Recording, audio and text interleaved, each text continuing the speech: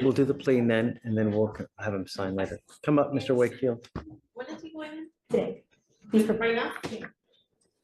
I guess we'll send him to 49. Or, You want me to determine right now or at 6? no, right now. He's prepared to go right now if you want to Okay, give him no, till we'll do, 6. no, we'll do it now. Okay. I don't want him to not turn in. What happens when a judge stops playing nice and delivers the most brutally honest reality check you've ever seen in a courtroom? Today, we're witnessing Judge Ray George III absolutely demolish a young defendant's careless attitude toward life. And trust me, this isn't your typical sentencing.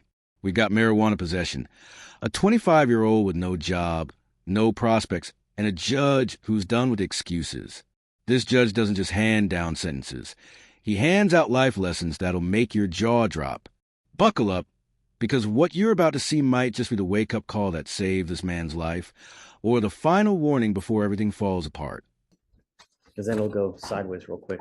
Mr. Wakefield, you're charged with possession of marijuana. You're facing up to a year. Up to a year in jail and or a $4,000 fine due to the amount.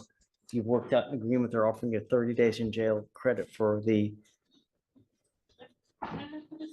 4 days?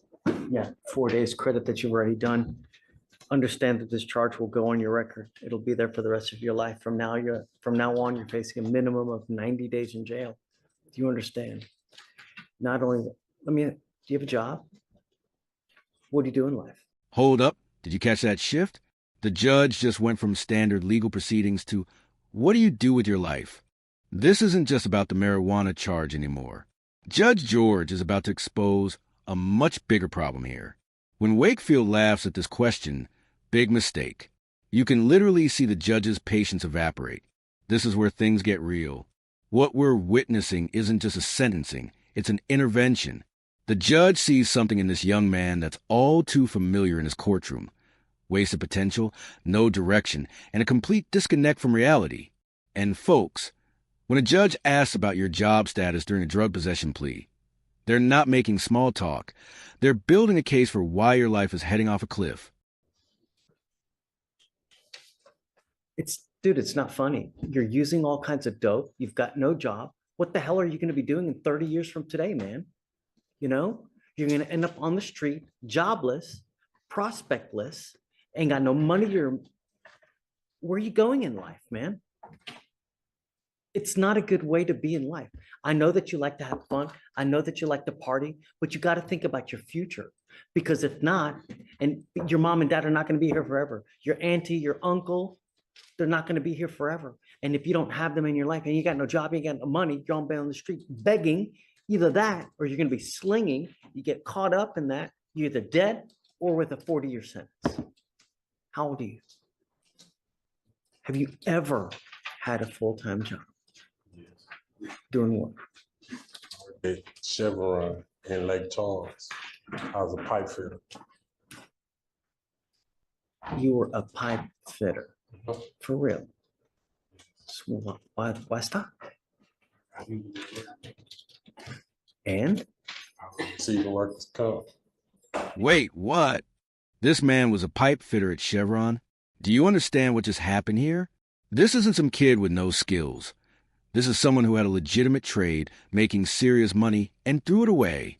Pipe fitters in Louisiana can make $60,000 to $80,000 a year easily. And he left for workers' comp? The judge's disbelief is palpable. This revelation changes everything. We're not looking at someone who never had a chance.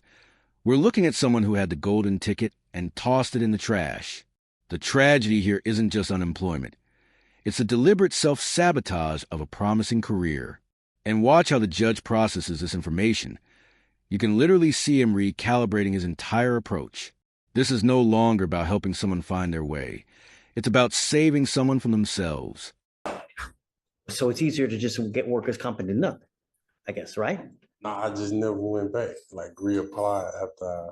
Hey, you have to do something in your life, Mr. Wakefield, because if you don't, you're going to end up in jail with a lengthy sentence or on the street. That's not a good way. You work hard now, so you set yourself up for the future, so you can have vacations. You can buy nice cars the legitimate way. What you're doing now, it sucks. Just bottom line, it's not a good way to go through life, man. Judge, while he's in custody, I can have a max social worker talk to him about options when he- That'd be great. Dude, pipe fitting, if you get a trade like that, you can kill it, man. Making 20 to 30 bucks an hour. Holy you can buy a Benz, man. You can, with that kind of money, you can kill it. What you're doing now, it sucks. Sucks. And I don't even know how you're getting your money to do the dope. Anyways, you got to be getting it from somehow. You're giving up the right to a trial, right to compel witnesses to testify on your behalf, confront and cross-examine your accusers. If you're not a citizen, there are possible immigration consequences. You can be deported, excluded from the country, denied naturalization. You give up the right to appeal.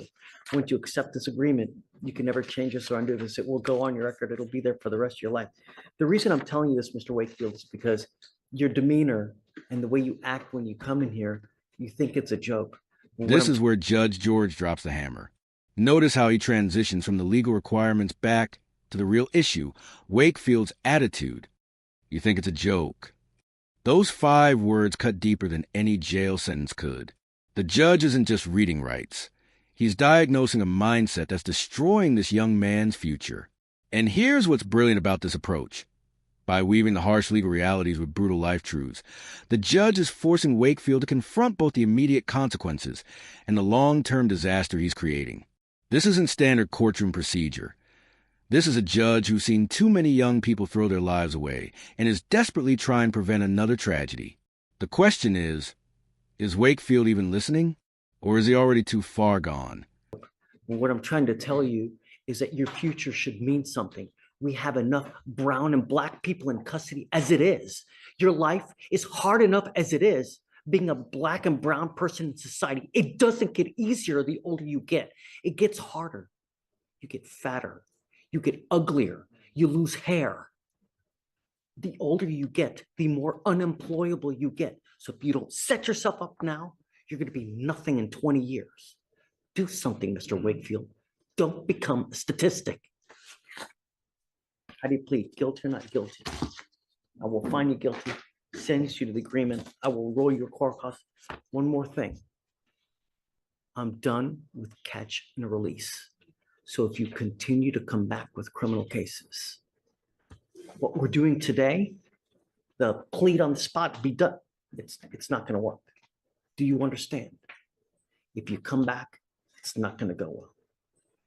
Good luck, Mr. Wakefield.